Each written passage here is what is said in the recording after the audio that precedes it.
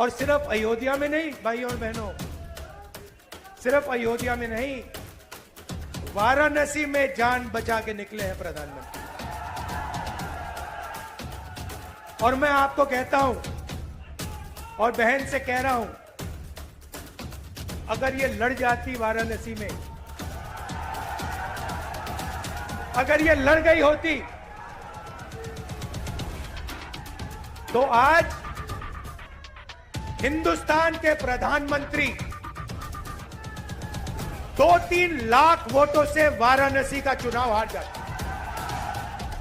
आपने कठिन से कठिन परिस्थितियों में लड़ाई लड़ी। पहली बार चुनाव संचालन में किशोरीलाल शर्मा जी नहीं थे। मैं ये बात अहंकार से नहीं कह रहा हूं, मैं ये इसलिए कह रहा हूं क्योंकि हिंदुस्तान के प्रधानमंत्री को हिंदुस्तान की जनता ने मैसेज दिया है, ये आपकी जो राजनीति है हमें अच्छी नहीं लगी, हम इसके खिलाफ हैं। मैं आमंत्रित करूंगा आदरणीय प्रियंका जी को कि वो आएं और जनता को संबोधित करें। धन्यवाद भाई साहब। और मैं आदरणीय प्रियंका गांधी जी को, महासचिव जी को आमंत्रित करता हूं कि वे आवे और हम सबको अपना मार्गदर्शन करें। आदरणीय प्रियंका जी।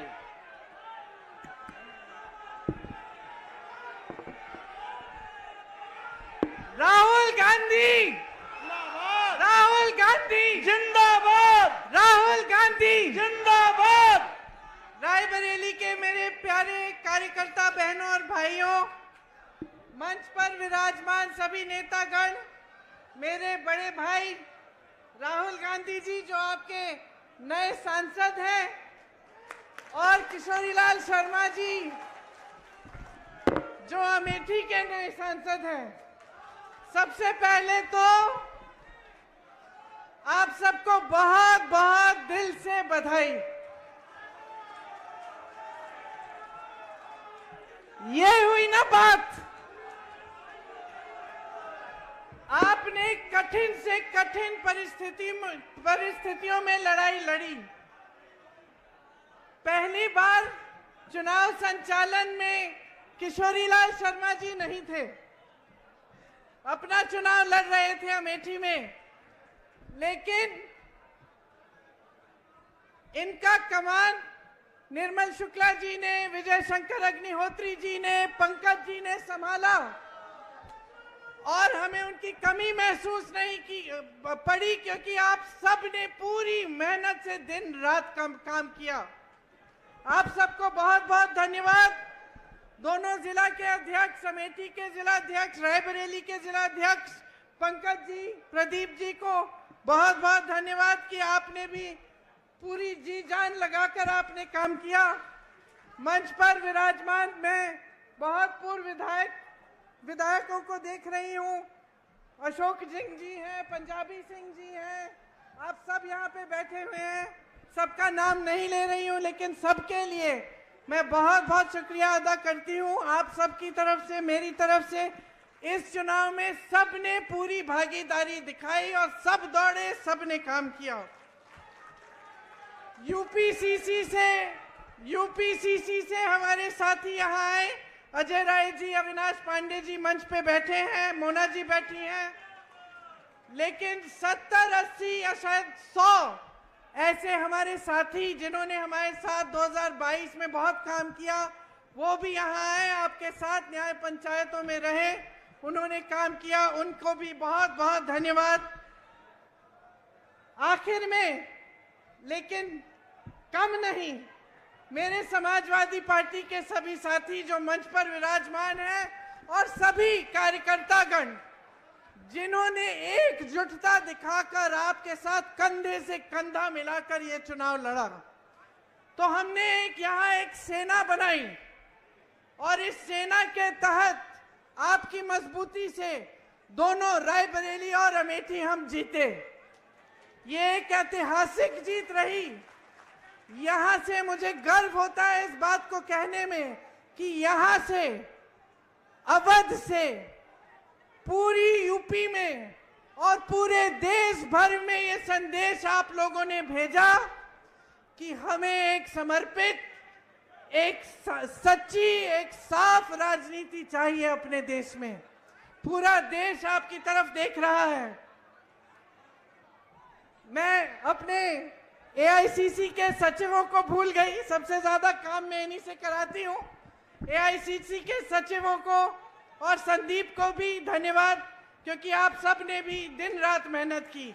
देखिए, मैं ज्यादा समय नहीं लेना चाहती, सिर्फ आपको एक बहुत बड़ा धन्यवाद देना चाहती हूँ, क्योंकि जब मैं यहाँ आई थी इस बार चुनाव लड़ने के लिए, मैंने कहा था कि लगभग 300 घंटे हैं, 2-2, 3-3 घंटे निकाल लीजिए सोने के लिए, बाकी सब काम करेंगे।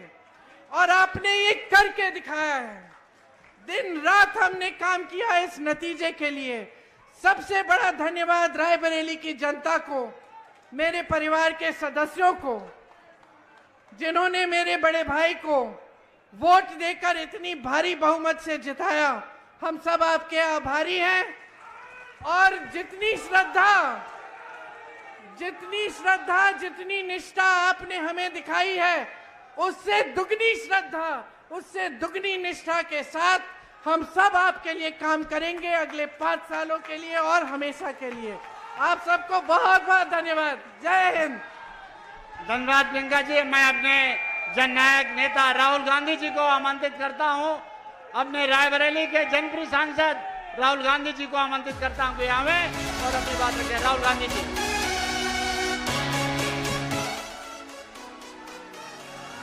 इसकी भाषा में प्रेम, इसकी धड़कनों में देश है, उसूलों का पक्का है, प्रगति का एक संदेश है। प्रियंका जी,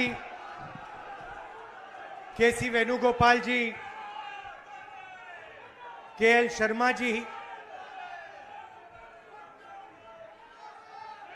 अविनाश पांडे जी, अजय राय जी, आराधना मिश्रा जी, प्रमोद तिवारी जी, पंकज तिवारी जी, प्रदीप सिंघल जी, दीपक सिंह जी, शत्रुघ्न सोनकार जी, वीरेंद्र यादव जी, श्याम सुंदर भारती जी, राहुल लोधी जी, स्टेज पे कांग्रेस पार्टी के लीडर और हमारे प्यारे कार्यकर्ता अमेठी के, रायबरेली के, मैं आपको दिल से धन्यवाद करता हूं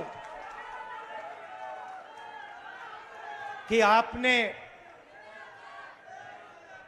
इतनी मेहनत की और रायबरेली में और अमेठी में आपने और रायबरेली अमेठी की जनता ने और सब नेताओं ने मिलकर कांग्रेस पार्टी की जीत करवाई।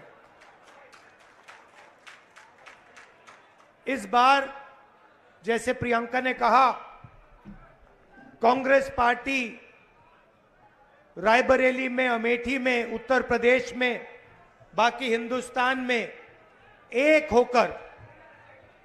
होकर लड़ी।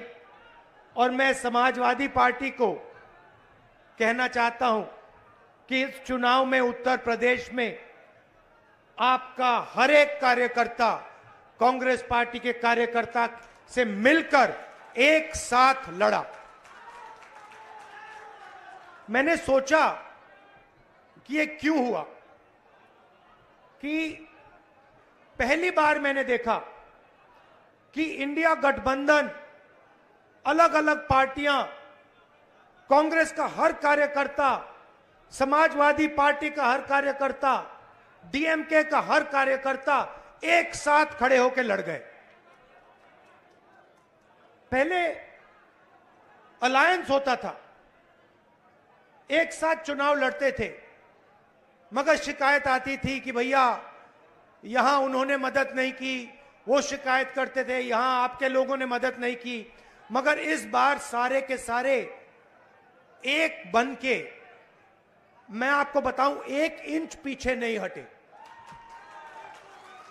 हर प्रदेश में, तमिलनाडु, उत्तर प्रदेश, हर जगह, मणिपुर, राजस्थान, कर्नाटक, तेलंगाना एक हो गए। और मैंने सोचा ये हो क्यों रहा है? ये हो क्यों ना, इसका कारण क्या है? इसके 2-3 कारण हैं। सबसे पहला कारण, जो देश की आत्मा को समझ आ गया कि नरेंद्र मोदी जी, अमित शाह जी हिंदुस्तान के संविधान को खत्म करने की कोशिश कर रहे हैं। जो हिंदुस्तान की नींव है उससे वो खिलवाड़ कर रहे हैं। इसीलिए पूरा देश एक साथ खड़ा हो गया। दूसरी बात, 2014 में हिंदुस्तान की राजनीति में एक बदलाव आया। पहली बार हमने देखा कि प्रधानमंत्री खुलकर हिंसा और नफरत की राजनीति कर रहे थे, और यह हिंदुस्तान की संस्कृति और हिंदुस्तान के धर्मों के खिलाफ है। और रास्ता मैं बताना चाहता हूं, और मुझे बहुत गर्व है कि रास्ता रायबरेली, अमेठी और उत्तर प्रदेश ने दिखाया है। उत्तर प्रदेश की जनता ने नफरत के खिलाफ, हिंसा के खिलाफ, अहंकार के खिलाफ दबाकर वोट दिया है।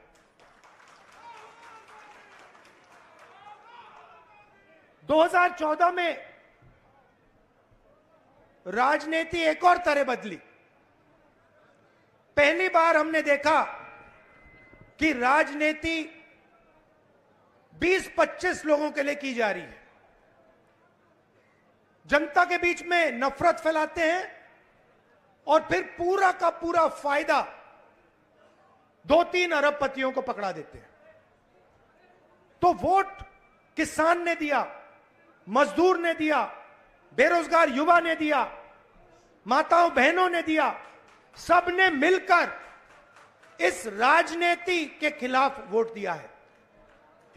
अब हमारे ऊपर एक बहुत बड़ी जिम्मेदारी पड़ती है। सबसे पहले कांग्रेस पार्टी के नेता, कार्यकर्ता, एमएलए, एमपी जो भी हैं, अहंकार के शिकार नहीं होंगे।